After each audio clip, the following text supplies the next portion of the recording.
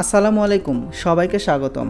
আজকের ভিডিওতে আমরা জানব প্রোটন পাম্প ইনহিবিটরস বা পিপিআই দীর্ঘদিন ব্যবহার সম্পর্কে। এগুলো পাকস্থলীর অ্যাসিড কমাতে দারুণ কার্যকর, কিন্তু দীর্ঘমেয়াদী ব্যবহারের কিছু গুরুতর পার্শ্ব প্রতিক্রিয়া দেখা দিতে পারে।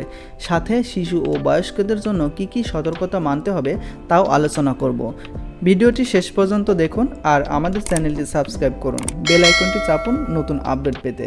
প্রথমে আসি পিপিআই দীর্ঘদিন ব্যবহারে সাধারণ পার্শ্ব প্রতিক্রিয়া।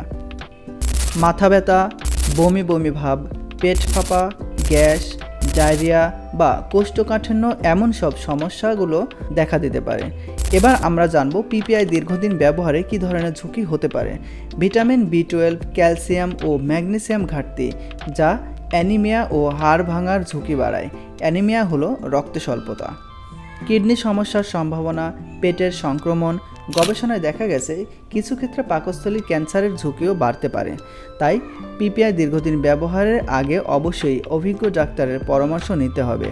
এবার আমরা জানব কোমলমতি শিশুদের জন্য পিপিআই ব্যবহারের কী ধরনের নিয়ম।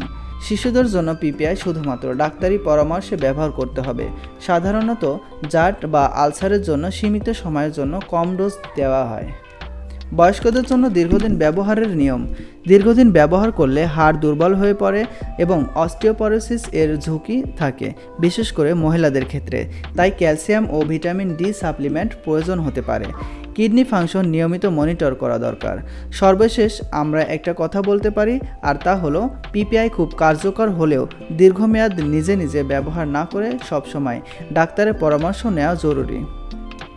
আজ আমরা জানলাম পিপিআই এর পার্শ্ব প্রতিক্রিয়া, দীর্ঘমেয়াদী ব্যবহারের ক্ষতি এবং শিশু ও বয়স্কদের জন্য ব্যবহার বিধি। আশা করি ভিডিওটি আপনাদের উপকারে আসবে। ভিডিওটি ভালো লাগলে লাইক, কমেন্ট, শেয়ার করুন এবং নতুন ভিডিওর জন্য চ্যানেলটি সাবস্ক্রাইব করুন, বেল আইকনটি চাপুন। পরবর্তী ভিডিওতে আবার দেখা হবে। ধন্যবাদ। আসসালামু আলাইকুম।